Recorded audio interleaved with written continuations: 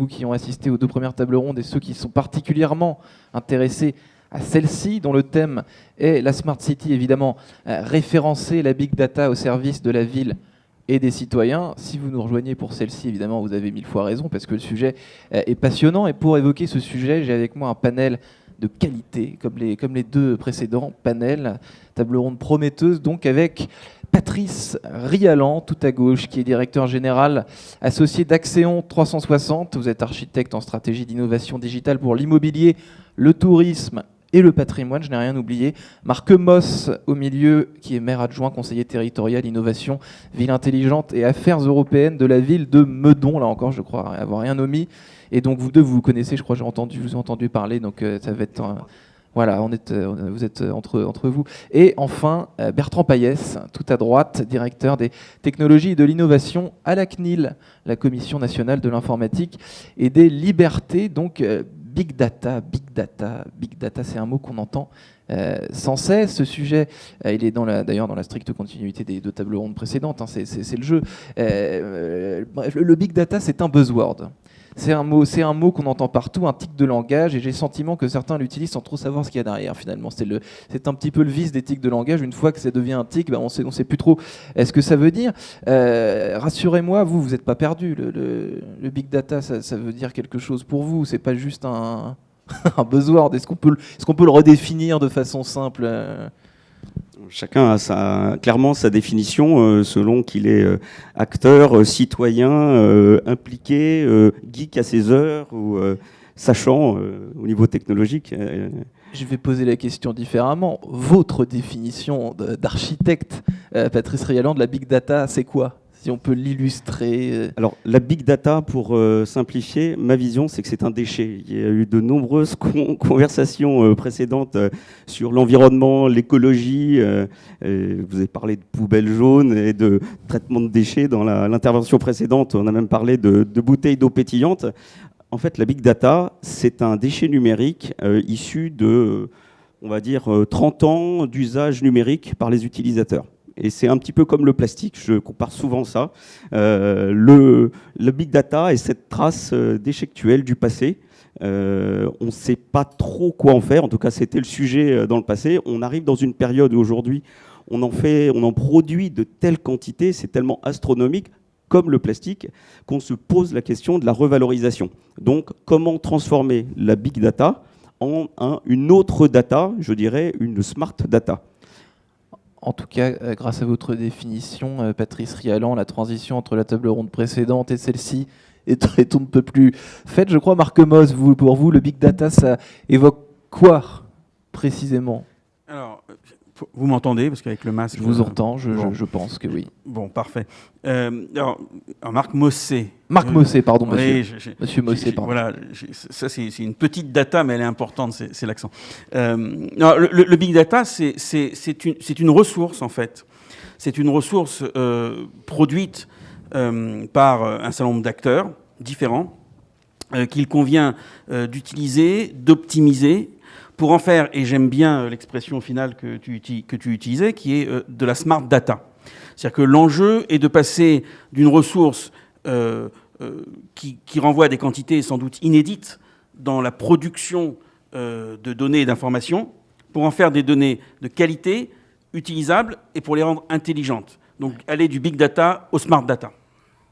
Merci Marc Mossé pour cette définition précise. Bertrand Payès, vous à la CNIL, enfin non, vous personnellement d'ailleurs, pas forcément. Moi je rajouterais quelque chose de peut-être plus classique. Enfin, c'est avant tout, je pense, un ensemble de technologies. Avant tout. On en parle à nouveau parce que c'est un ensemble de technologies nouvelles qui sont arrivées en gros avec l'avènement du web et la génération de grandes quantités de données dont l'utilité est questionnable, et notamment de nouvelles technologies de base de données, de nouvelles technologies d'analyse de données qui font qu'on peut traiter des terabits de données et en extraire l'information, ce qui n'était pas quelque chose qu'on arrivait à faire facilement il y a 15 ans. Et c'est pour ça que le sujet maintenant revient, avec effectivement des tensions entre ceux qui considèrent qu'il faut rajouter toujours plus de données parce que le gain incrémental sera important, mais ça reste à prouver dans certains cas. Et puis ceux qui, justement, restent sur des principes de à quoi sert cette donnée et réfléchir un peu à des concepts qu'on aime bien à la CNIL, de la finalité à la proportionnalité. Pourquoi on collecte finalement des données.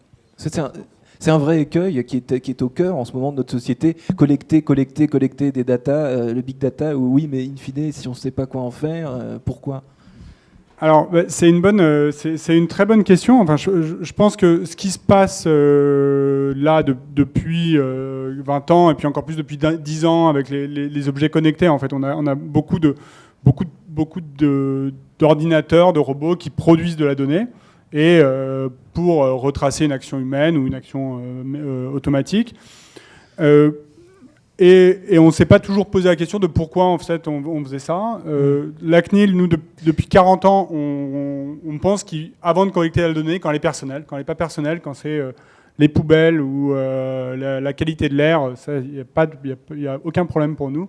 Quand c'est personnel, on pense qu'il faut savoir pourquoi on le fait et minimiser les données qu'on veut collecter. C'est justement le côté personnel qui fait débat, mais on en reparlera. Patrice Rialan, est-ce que, à travers ce que vous m'avez dit, le big data comme un déchet, j'imagine que vous êtes plus ou moins du même avis. La collecte de la data permanente, l'accumulation de la data sur des millions et des millions et des millions de grains de sable, ça ressemble à une plage. C'est vous, je crois, qui m'avez dit.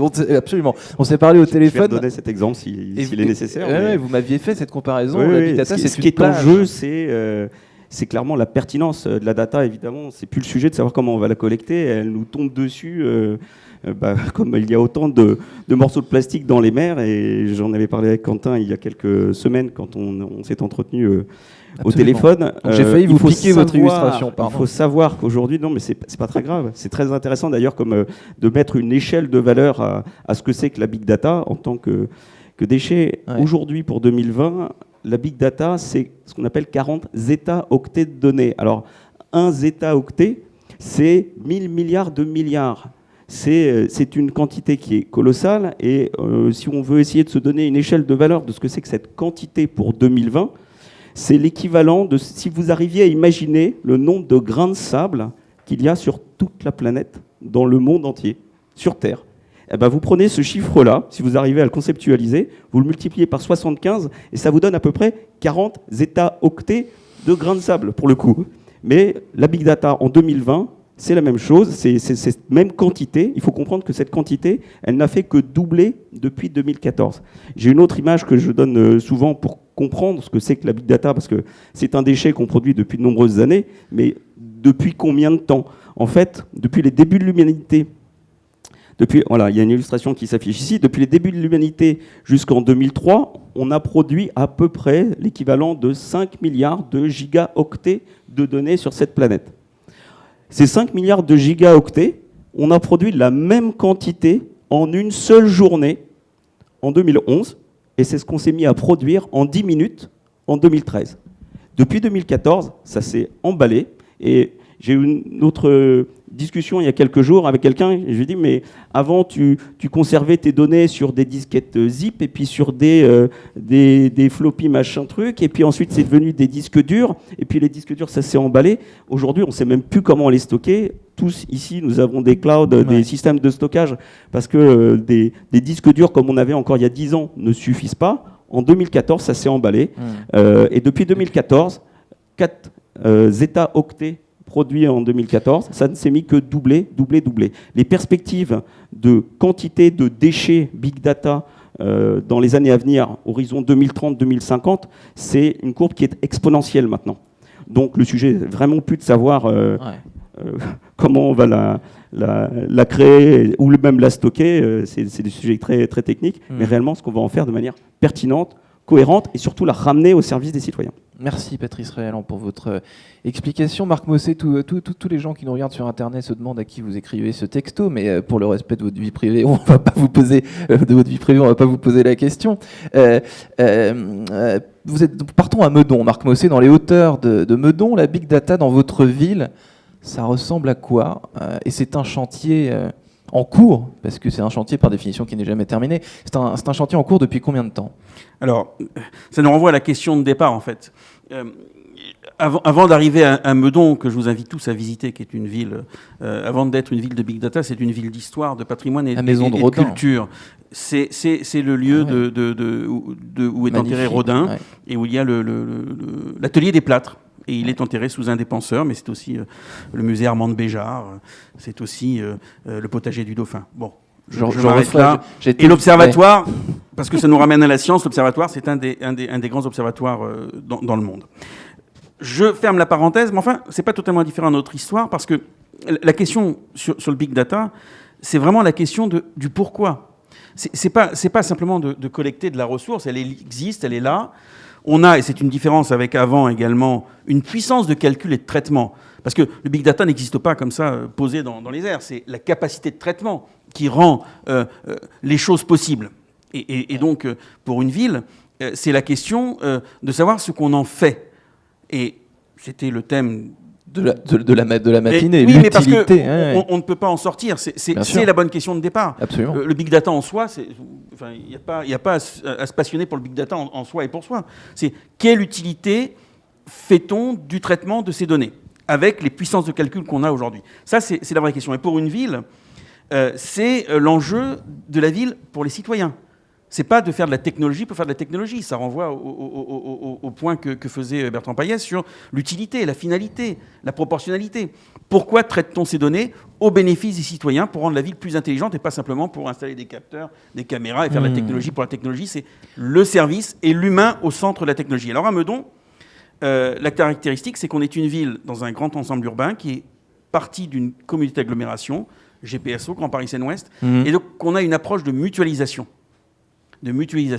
Donc ça va être des projets qui peuvent aller de la question de l'éclairage public, c'est un enjeu très important pour les villes, la question du stationnement, c'est un enjeu, la collecte des déchets, c'est pas indifférent non plus sur ce qu'on peut trouver dans les poubelles et le parcours des camions, donc tout l'ensemble de projets très simples qui vont de l'éclairage public au stationnement, à la collecte des déchets, pour donner 3 exemples, pas prendre trop de temps, qui peuvent s'appuyer sur les données, si on les traite intelligemment, et si on sait ce qu'on veut en faire. Et j'insiste là-dessus, la capacité de mutualiser entre différents acteurs. On en parlera peut-être tout à l'heure sur l'open data, sur le data sharing, parce qu'il faut qu'on soit intelligent aussi, nous, dans la manière dont on perçoit ces phénomènes. Et c'est là que Bertrand Payès intervient. Donc chaque jour, on accumule, on découvre, on tripatouille de nouvelles data. Il y en a des millions autour de nous, dans chacun de nos faits et gestes, chacun de nos mouvements avec notre moyen mobile, notre smartphone. Vous, Bertrand Payès, à la CNIL, vous surveillez justement, pas Marc Mossé, mais vous surveillez l'usage. Vous surveillez le bon usage des données et l'utilité de cette donnée. Et vous veillez à ce que ce ne soit pas utilisé à des fins non seulement inutiles, mais surtout illégales. Alors, tout à fait. Notre rôle, c'est de mettre en œuvre ce régime de protection qui existe depuis 40 ans en France, mais bon, qui a été, on va dire, quand même très fortement renforcé avec le RGPD. Et, en gros, pour moi, la principale différence, c'est que maintenant, ça peut coûter assez cher aux gens qui ne respectent pas la loi, ce qui n'était pas forcément complètement le cas avant. Ah oui, oui. Là, on est plutôt maintenant dans des ordres de grandeur de plusieurs dizaines de millions d'euros ou milliards d'euros à terme, on l'espère. Ce qui fait un peu réfléchir, en effet. Ce qui peut faire un peu réfléchir, mais ce qui n'était pas du tout le cas avant. Donc, la deuxième logique du RGPD, ça a été de dire il faut que tout le monde se responsabilise. C'est-à-dire que nous, quand la CNIL a été créée, on avait des grands systèmes informatiques dans l'État. Il n'y avait pas grand monde qui pouvait se payer un gros ordi. Il y avait déjà des risques, mais c'était beaucoup plus ciblé. On pouvait, du coup, regarder quasiment chaque système un par un. Aujourd'hui, nous, on n'a pas la capacité de faire ça. À la CNIL, on est 220. On n'a pas la capacité de regarder tous les systèmes de toutes les entreprises. Et donc, toute la logique du RGPD, c'est de dire il faut que chaque ville, chaque entreprise se responsabilise, nomme une personne qui est en charge de ça chez elle et déroule en fait tout ce raisonnement de dire pourquoi je fais ça, combien de temps je garde les données et notamment le point que vous avez souligné qui est comment je respecte les droits des personnes. Parce que nous, à la fin, notre boussole un peu, c'est un peu cette question de droit des personnes, comment les personnes dont on va traiter les données sont informées, éventuellement peuvent s'opposer ou peuvent ne pas consentir. Peut-être qu'il y a des cas quand on collecte des données sur une politique publique où, évidemment, on n'a pas de possibilité de s'opposer, parce que sinon la politique publique, elle ne fonctionne pas. Enfin, quand vous faites vos remboursements à la CNAM, vous ne pouvez pas dire à la CNAM, bah non, je veux plus être à la CNAM. Mais vous avez quand même des droits, vous avez quand même le droit d'être informé et de savoir ce que la CNAM a sur vous, notamment. Il a été évoqué à l'instant le concept d'open data. Ça, qu'est-ce qui peut poser problème? Au contraire, qu'est-ce qui en pose moins? Alors, ce qui peut poser problème, donc l'open data, c'est un autre principe sur la gestion des données publiques qui est quand même qui est assez fort aussi, qui est un principe plutôt basé sur la transparence de l'action publique et où on peut vouloir avoir des informations personnelles là-dedans. Hein. L'organigramme de la mairie de Meudon, il y a des informations personnelles et je pense les élus à la mairie de Meudon ne peuvent pas dire je veux pas que mon nom apparaisse sur le site de la mairie de Meudon. Donc il faut articuler ça. Je vais donner un exemple. On a eu la publication il n'y a pas longtemps données DVF, données des valeurs foncières. Donc c'est la base en gros de toutes les ventes de maisons. Ça c'est typiquement quelque chose qui peut soulever des questions compliquées parce que à quelle maille en fait est-ce qu'on donne ça au niveau du pâté de maison? Est-ce qu'on donne maison par maison? Mais du coup ça veut dire que moi je vais savoir combien vous avez vendu votre maison parce que je peux recouper cette information avec d'autres informations que j'ai. C'est les infos qui nourrissent le site meilleurs agents. Exactement, par exemple. par exemple. Et on va avoir toute une réflexion de dire dans quel cas on accepte un open data à la maille la plus fine qui permet de retrouver l'information sur les personnes et dans quel cas peut-être on va dire là vous agrégez, vous rajoutez du bruit, vous faites en sorte qu'on puisse pas forcément retrouver de l'information sur les personnes. Que le détail ne soit pas connu. Patrice Rialan, architecture et big data. Donc on comprend un peu en creusant le lien entre les deux. C'est pas forcément évident pour le commun des mortels. Est-ce que vous pouvez nous donner un exemple typique de projet que vous réalisez, vous, architecture et big data? Oui, alors, comment se caractérise concrètement le lien? Parmi les nombreux projets que nous menons au sein de notre groupe, il en est un qui concerne la big data, la smart city ou les villes intelligentes, qui vient agréger tous ces sujets-là, qui est un sujet qui s'appelle Indexity, qui est une plateforme web qui vise à rassembler toutes les données, qu'elles soient en provenance de la big data, de l'open data, mais des données qui ont également une dimension cartographique, puisque la data n'a pas de dimension en tant que telle. Des données cartographiques à 2 dimensions, latitude, longitude, donc venir géopositionner la data pour lui donner du sens et de la pertinence dont on parle depuis tout à l'heure. Et dernier point, venir agréger de la 3D pour donner une 3e dimension dans la lecture de ces datas. Voilà le projet sur lequel nous travaillons actuellement intensivement au sein de notre groupe depuis près d'1 an et demi, qui vise à permettre de mettre à disposition une plateforme la plus libre, la plus fonctionnelle, la plus simple possible au service des utilisateurs, donc au service des villes, permettant de visualiser, comprendre et communiquer sur ces 3 grandes briques complexes que sont la data, la cartographie, donc la territorialisation des données, et la 3D, qui est cette expression finalement de la ville. La ville a la 3e dimension. Un bâtiment, évidemment, il n'est jamais plat. Donc voilà. On mène ce projet intensivement et il est en cours de déploiement. Parce que la big data a du relief. Ça, on l'a bien. C'est la manière de donner du relief finalement à la big data qui n'en a pas. Voilà. On en a parlé tout à l'heure de la conceptualisation visuelle. Qu'est-ce que c'est que la big data? Finalement, la meilleure manière de lui donner du sens, c'est de nous permettre à tous de la visualiser, donc de manière sensorielle quasiment, de la comprendre. On est des cerveaux qui avons une intensité liée aux données quotidiennes et au numérique qui est très forte. L'un des enjeux pour permettre à la big data de s'exprimer et de se mettre au service, c'est de pouvoir la visualiser. Donc de permettre à une personne, quotidiennement, en quelques secondes, de capter finalement en quoi cette donnée est à son service. Et donc typiquement, là je sais que Marc Mossé, vous connaissez, alors peut-être que je vais peut-être un poil loin, mais la teneur de vos discussions, c'est de donner du relief aux data de la ville de Meudon, en gros. C'est ce dont il s'agit. Mais oui, c'est encore une fois d'utiliser les données dont on peut disposer pour les rendre intelligentes au service d'un projet de ville. Parce que c'est bien ça. Et une ville durable, c'est ça l'objectif. Et de se dire, est-ce qu'on peut être innovant au service citoyen? Et un exemple sur lequel on est en train de travailler, et ça me fait penser avec ce que vous donniez comme indication, au sein de GPSO avec Meudon, on travaille avec l'idée d'un jumeau numérique. C'est-à-dire d'avoir effectivement une réplication, par exemple des voies, de la voirie, pour imaginer des pistes de vélo, sans que nécessairement les techniciens se déplacent. Et c'est pas indifférent. Au-delà du confinement, on voit bien que les manières de travailler vont être différentes.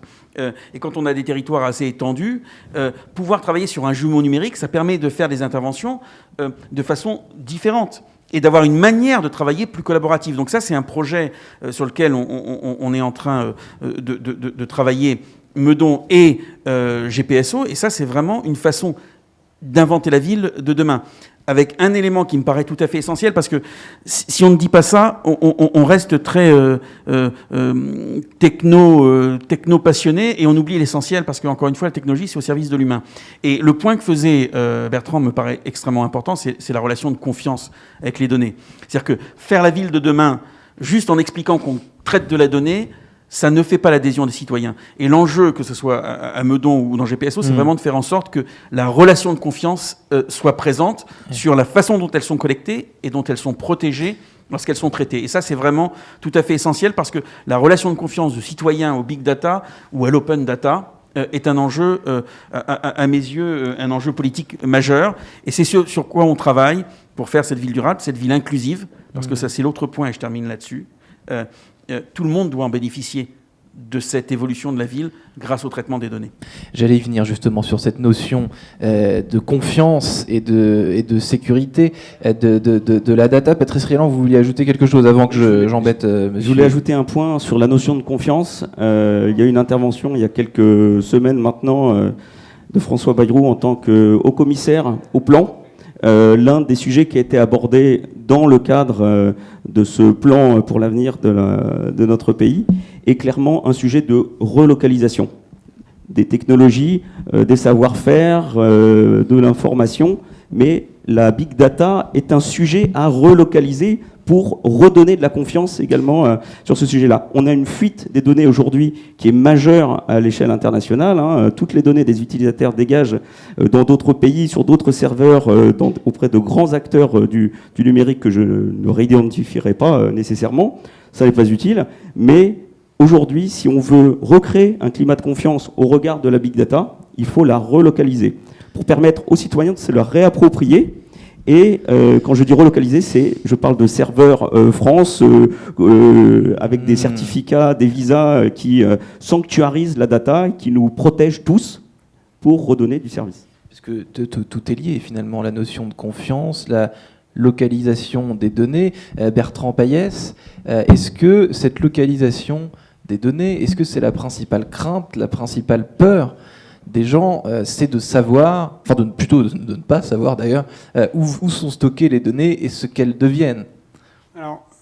Alors pas forcément, sauf quand un problème arrive. En fait, nous ce qu'on voit, on a 15 000 plaintes, et s'ils découvrent que, en gros, ce qui va éveiller une plainte... Pardon, 15 000 plaintes à peu près, ouais, okay. Enfin 14 000 l'année dernière, donc ça fait plus, ça a doublé là en 2 ans. Donc ça augmente pas mal. Et ce qui va en fait déclencher une plainte, c'est vraiment le sentiment d'une perte de contrôle, et que les données, et donc le fait que les données soient parties alors dans un autre pays, ou en tout cas traitées par d'autres gens que les personnes à qui je les ai données, ça peut être un facteur de plainte. Après, la question de la localisation, elle est... moi, je partage l'idée que une partie du développement numérique qui a été fait depuis quelques années visait à essayer de rendre invisible la technologie, et que ça, en fait, on peut avoir un gain à court terme, mais qu'à long terme, effectivement, ça nourrit une sorte de défiance, que les gens ne comprennent pas bien, mais pourquoi, où est-ce que ça va, mais en fait, mes données, à quoi elles servent exactement. Et donc, je pense qu'il y a un mouvement à faire, et le RGPD y contribue, de forcer à expliquer. Dans le RGPD, ce qu'il y a de nouveau par rapport à la loi précédente, il y a notamment une obligation d'informer sur la localisation.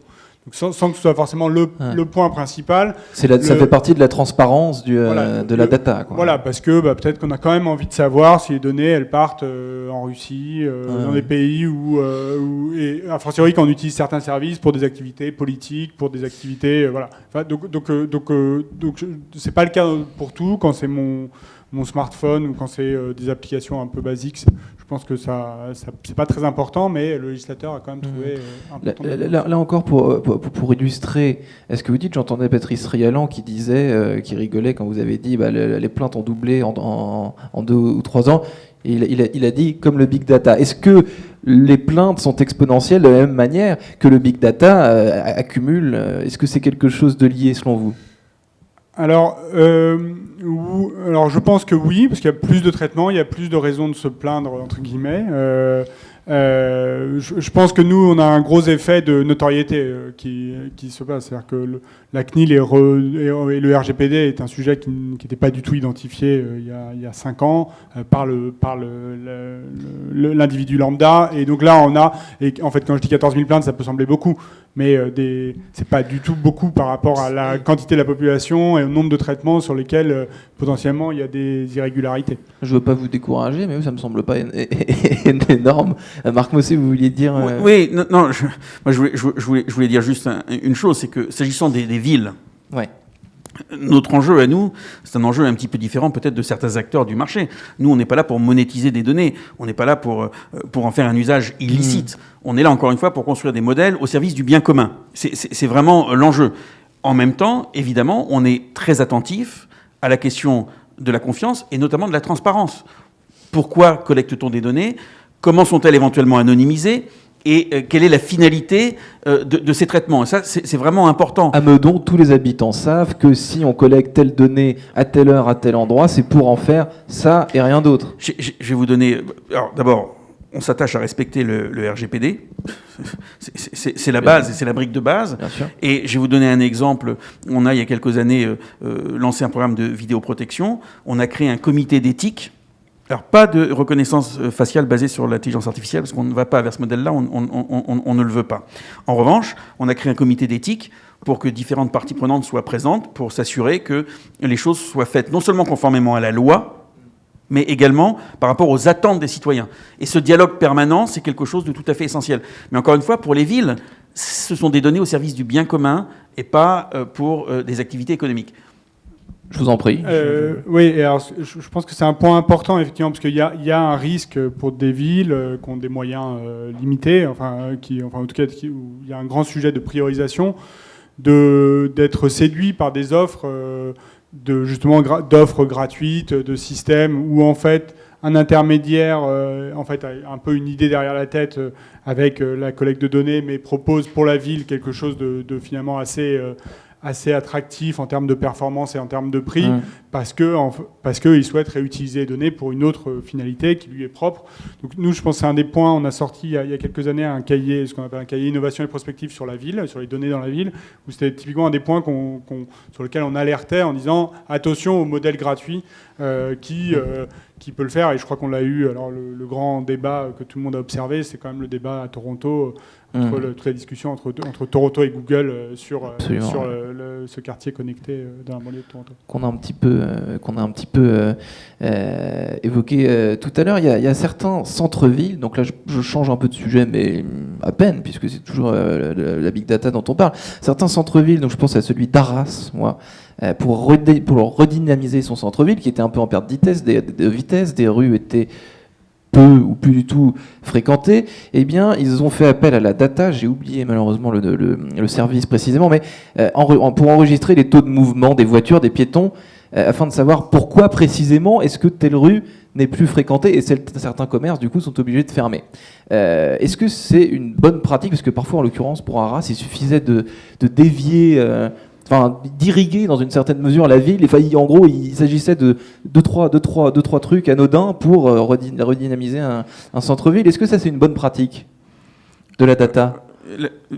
Oui, parce que, sans connaître dans le détail l'exemple d'Arras, l'idée...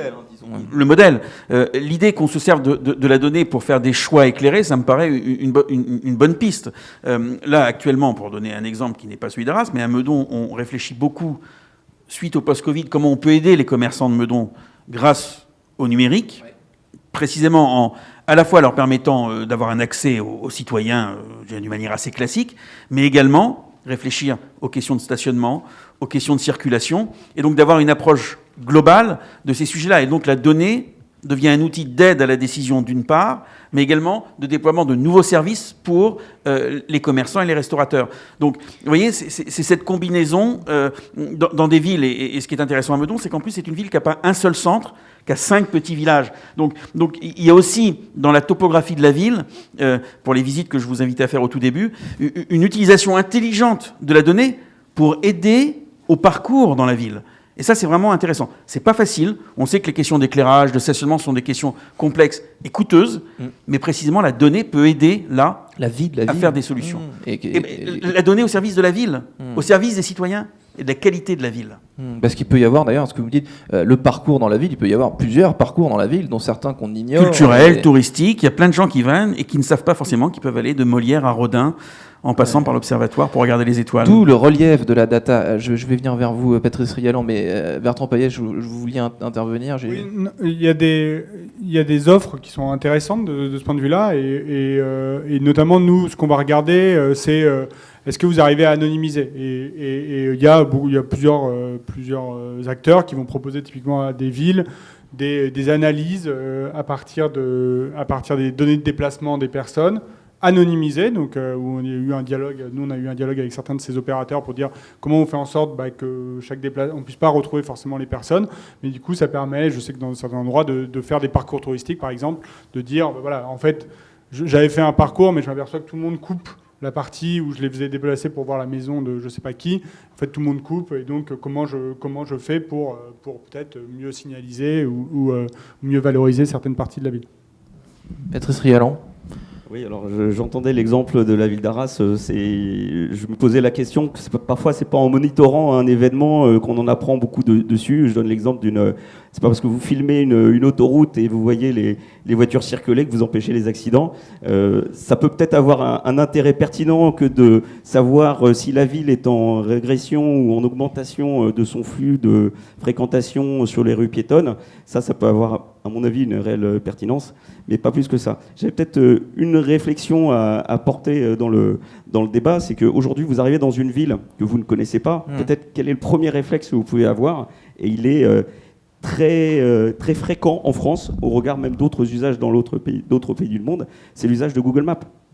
Vous arrivez dans un endroit que vous ne connaissez pas, la première chose que vous faites, c'est extrêmement fréquent, et il y a des statistiques de fait là-dessus. Les Français sont ultra friands de Google Maps. En quelques secondes, vous regardez les restaurants, les avis dessus, vous regardez les musées, qu'est-ce qu'il y a à voir, le top 10 des choses les plus intéressantes. Et hop, on se retrouve le sur problème, c'est TripAdvisor, que ces informations-là sont monitorées, on va dire, à distance par des puissances numériques, pas en France, et surtout pas au service du citoyen, puisque les données issues de ces usages-là sont recommercialisées, redistribuées entre les différents GAFA.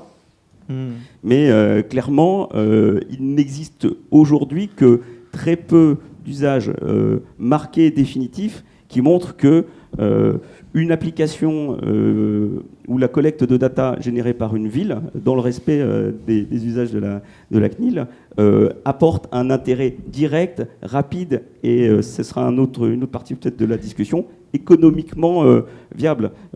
J'allais rebondir tout à l'heure sur ce que disait l'un des interlocuteurs. Il y a une tradition qui dit que dans le numérique, si c'est gratuit, c'est toi le produit, mais clairement, il faut envisager la réflexion sur cette base-là. Voilà. Marc Mossé. Attendez, Patrice Rialan, mais vous, quand vous arrivez dans une ville que vous ne connaissez pas, vous vous laissez guider? C'est pas gratuit. C'est pas gratuit. Si on utilise Google Maps, évidemment, pour le citoyen lambda, c'est gratuit. Mais il y a eu une discussion tout à l'heure de savoir combien d'applications vous aviez sur votre téléphone portable, et est-ce que tout ça est bien pertinent, bien utile. Ça ne l'est pas, si vous allez ville de Meudon, est-ce que vous téléchargez tout de suite l'application de la ville de Meudon? Donc, à mon sens, le canal d'accès à la big data, à l'usage et aux citoyens, ne passera pas par une application. C'est encore un autre sujet, mais le modèle applicatif, il faut le dégager de l'équation, parce qu'il vient polluer en fait le débat et le mode de fonctionnement. Bertrand Payet, vous allez répondre oui et non. Oui, alors je trouve que c'est un mouvement qui est quand même, contre lequel il est quand même difficile de lutter. C'est vrai que nous, notre approche va être plutôt de dire, s'assurer que ces applications, elles-mêmes respectent certains principes, et que quand la personne en fait consulte une appli cartographie pour se retrouver et avoir les restos, c'est juste pour ça, et ça ne vise à faire que ça, et ça ne vise pas à faire d'autres choses, ou s'il y a autre chose qui est fait pour du retargeting publicitaire plus tard ailleurs, que la personne soit au courant et qu'éventuellement elle puisse se dire je ne suis pas d'accord avec ça. Et après, moi je ne pense pas que ça changera fondamentalement l'accès à des services. Je pense que beaucoup de services qui peuvent rester gratuits, qui peuvent fonctionner, sans avoir forcément besoin de faire de la collecte massive et précise. On l'avait fait il y a 6 ans. Typiquement, la donnée de géologue, c'est une donnée qu'on considère qui n'est pas sensible au sens de RGPD, mais qui représente beaucoup pour les personnes. Le Play Store de Google, il demande la géologue, je crois, 3 fois par minute. Donc, il demande en permanence, toutes les minutes, 3 fois par minute, il demande où est-ce que vous êtes, où est-ce que vous êtes, où est-ce que vous êtes. Donc, on pense que il y a probablement peut-être des pratiques à changer. Donc, c'était un constat il y a 5-6 ans, peut-être ça a changé. Mais il y a probablement des pratiques qui ne sont pas absolument nécessaires pour avoir Google Maps utile. Marc Mossé, je vois à vos yeux que vous avez une réaction. Oui. Oui, non, sur deux plans, je me faisais la réflexion, et vos commentaires sont exacts, je me faisais la réflexion sur la manière d'aborder cette question, en fait, par le haut et par le bas. De se dire que sur la question de la ville intelligente, du big data et de la smart data, il y a l'enjeu de la mutualisation. Ça nous renvoie à ce qu'on disait tout à l'heure sur l'open data, la manière dont on peut partager des données intelligemment. Et il se trouve que GPSO, hier soir, a adopté une délibération pour rejoindre Smart Région. Donc, étendre encore cette capacité de mutualisation. Et ça me paraît important. On le fait entre villes, on peut le faire entre collectivités, même plus grandes, parce que ça a un intérêt sur la qualité des données et des services qu'on peut produire. Et puis, il y a l'autre dimension, j'allais dire presque plus locale, cette fois-ci, en allant au plus près et à la proximité, qui est à la fois comment les citoyens peuvent s'approprier cette ville intelligente et comment ils peuvent contribuer à la qualité de la donnée en informant et en rentrant également de l'information, et aussi l'écosystème local avec les start-up locales. Parce que quand on regarde ce qu'on fait à Meudon ou dans GPSO, c'est cette idée que sur un certain nombre de solutions, on doit pouvoir travailler avec l'écosystème local qui a aussi une compréhension des enjeux de terrain. Et donc, cette combinaison entre la mutualisation et la proximité, ça me paraît une manière utile d'avancer sur la question de la big data et de la smart city, de façon à faire quelque chose d'utile pour les citoyens, puisque c'est ça l'enjeu, la ville durable. Ouais. Pas la techno, mais la ville durable.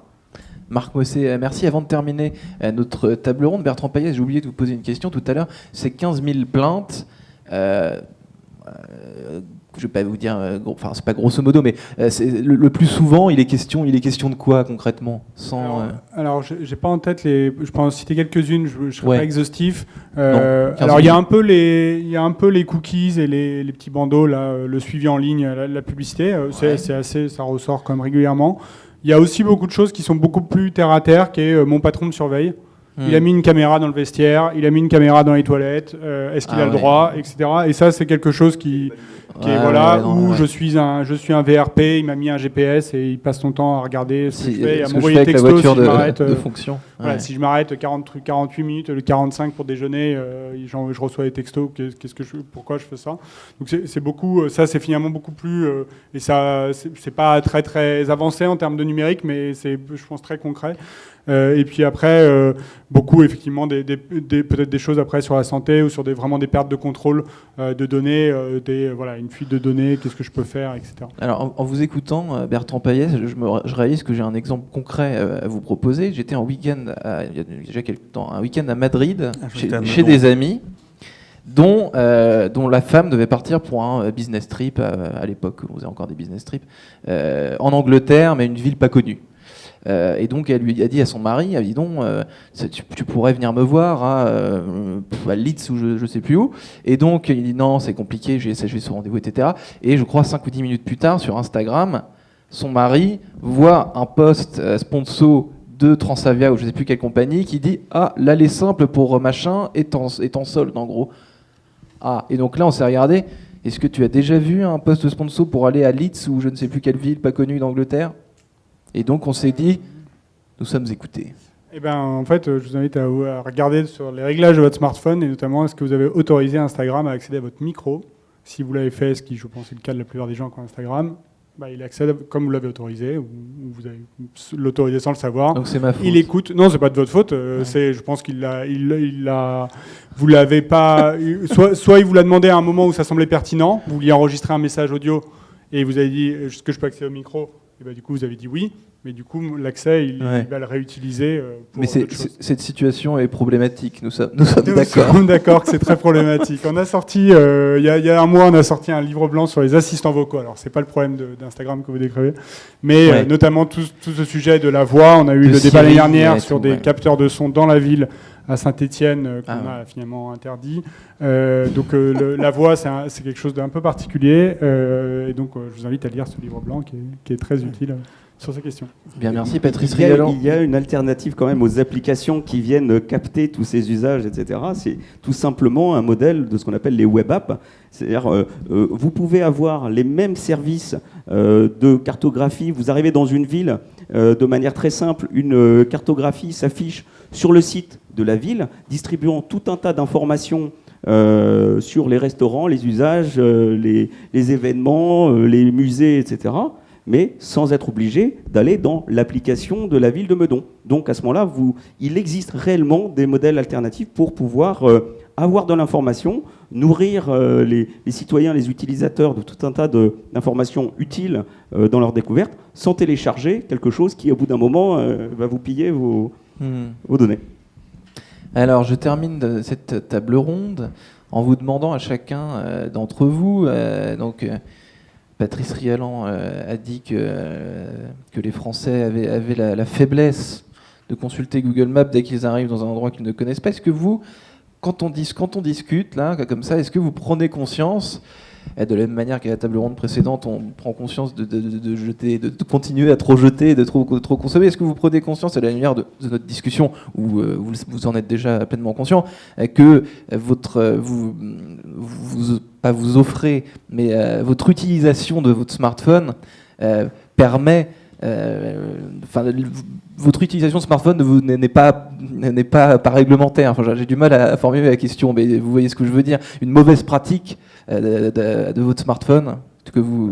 Juste pour donner encore un autre exemple ou un chiffre très simple, la France est le pays utilisateur de Chrome et des usages des applications, des près de 200 applications de services de Google.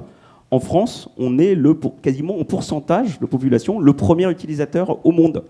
2 fois plus important que les Américains eux-mêmes. Il faut le comprendre. Donc c'est quelque chose qui s'est développé lentement, doucement, mais on est un terrain d'expérimentation digitale pour Google, entre autres, qui est extraordinaire. Voilà, avec toutes les implications et les conséquences au niveau de la data. Patrice Rialan, merci.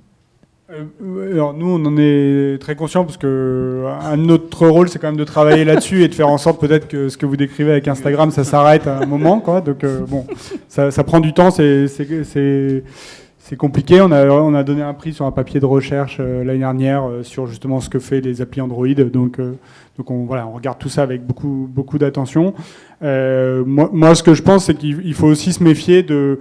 Je suis tout à fait d'accord avec Marc sur le côté permettre aux gens d'agir. Moi, j'utilise pour me déplacer à vélo GeoVélo, qui est basé sur OpenStreetMap, qui est des cartes qui sont faites par des vrais gens qui connaissent la ville et qui sont d'ici. C'est pas fait par des voitures ou des robots autonomes. Donc c'est aussi ça de le faire. Mais quand même, on peut pas mettre tout sur l'épaule de l'utilisateur et qu'il faut sans doute aussi des autorités qui regardent, des experts qui regardent, et parce que l'utilisateur à la fin, si c'est pratique, il l'utilise, quoi. Donc il faut aussi le protéger par des décisions. Oui, non, mais si vous me posez la question, j'y répondrai. Ah ben je vous la pose. Absolument. Mais moi, j'essaye d'avoir un usage modéré de mon smartphone, mais surtout deux remarques. La première, c'est qu'on doit, à cet égard, faire un effort d'éducation au numérique. C'est pas quelque chose de spontané. Il y a une grammaire du numérique, il y a un usage du numérique, et la ville de Meudon va lancer, désolé d'insister beaucoup, mais va lancer un programme d'information et, j'aime pas dire éducation, mais d'éducation aux usages du numérique. Les usages me paraissent vraiment importants, et donc il est essentiel qu'on travaille de ce côté-là. Et puis, dernier point, malgré tout, il ne faudrait pas qu'on finisse sur une note négative. Le numérique, ça apporte beaucoup de progrès, et c'est quand même ça qu'on essaye de favoriser. Mais encore une fois, à travers un contrôle qui est un contrôle démocratique, un contrôle citoyen, et avec des règles de transparence. Ça me paraît essentiel pour qu'on mixe l'innovation au service du bien commun et des règles qui protègent les citoyens. Et un bon moyen de voir comment ça peut fonctionner, c'est de venir à Meudon Et la femme de votre collègue, au lieu d'aller à Leeds, elle serait venue à Meudon, elle aurait pas eu ce petit problème-là. Vous travaillez pour quelle ville déjà, Marc Mossé? Non, mais je vous dis ça, c'est parce que j'ai pensé à ce couple qui était au bord de la rupture, alors que s'ils étaient venus à Meudon, ils pas au bord de la rupture. L'avion direct pour Meudon depuis Madrid. L'invitation, il n'y a pas de problème. La maison de Rodin à Meudon.